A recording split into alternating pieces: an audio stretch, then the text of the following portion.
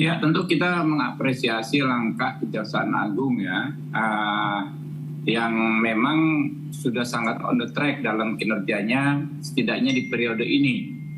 Kami mencatat ya bahwa Kejaksaan Agung banyak sekali mengusut kasus-kasus korupsi dengan nilai kerugian keuangan negara yang sangat besar. Kami juga bisa menilai bahwa Kejaksaan Agung adalah lembaga penegak hukum yang concern terhadap aset recovery ya, pengembalian kekayaan negara yang paling signifikan. Jadi kalau kasus-kasus yang disidik oleh Kejaksaan Agung rata-rata memang nilai kerugiannya besar sekali. Ya, jadi kita menghargai dan kita ingin agar proses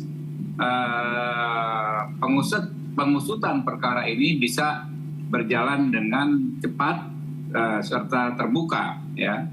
Jadi pihak-pihak yang bertanggung jawab siapapun atau institusi apapun memang harus dimintai pertanggungjawaban secara hukum.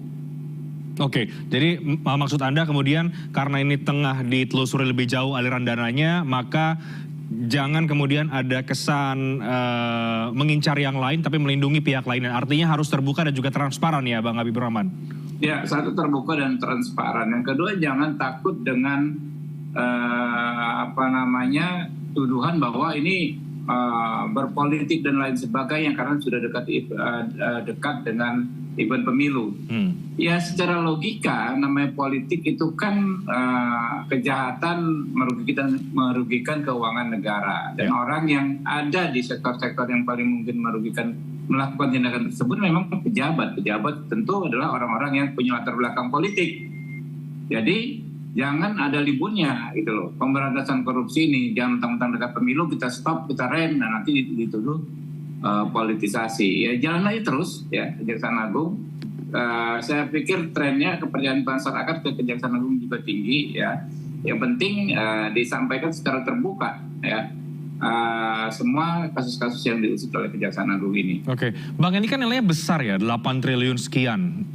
Bagaimana Anda secara pribadi melihat kasus yang merugikan negara dengan angka yang fantastis ini, tapi di sisi yang lain tentu kita berharap bahwa ini bisa dibongkar dari hulu ke hilir sehingga terjadi transparansi dan juga bisa betul-betul terkuak siapa-siapa saja pihak yang diuntungkan atau ikut dalam kasus korupsi BTS 4G Kominfo ini, Bang.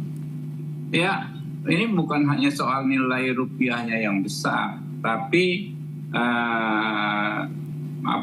proyek ini sangat strategis, yaitu terkait mempermudah akses komunikasi saudara-saudara kita di daerah yang remote, daerah-daerah yang jauh.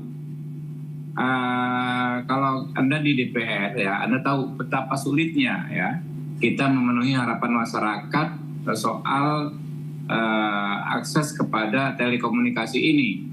Ya, kita wakil rakyat kadang-kadang diminta, ayo Pak, tolong perjuangkan transmisi di daerah ini, daerah-daerah yang terpencil. Tapi itu kan nggak mudah. Nah, setelah ada proyek ya, ada anggarannya, ya ternyata sebagaimana disampaikan Kejaksaan Agung dijadikan lahan untuk korupsi. Ini kan keterlaluan, gitu kan ya. Jadi bukan soal nilainya 8 triliun, itu besar sekali, tapi sifatnya yang sangat strategis ini komunikasi ini. Kita bayangkan saudara-saudara kita daerah terpencil ya, yang sangat berharap bisa mengakses telekomunikasi ya, pakai handphone sebagaimana kita hari-hari ya, baca berita ya. Kemudian juga banyak hal yang bisa dilakukan, transaksi perbankan itu tertunda sampai nggak tahu kapan, karena ini kan kalau kasus sudah disidik korupsi pasti kasus pembangunannya kan mangkrak, akan semakin mangkrak ya kan, kontraktornya juga nggak jelas kalau sekarang kan pasti diperiksa satu persatu.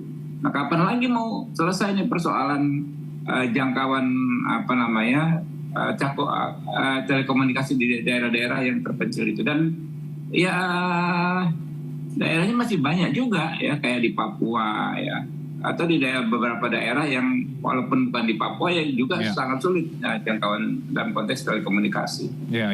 Jadi secara nilai ini besar, tapi juga secara value-nya ini juga besar karena ini adalah proyek Ya, sangat strategis ya. strategis, Sangat strategis. Baik. sekali.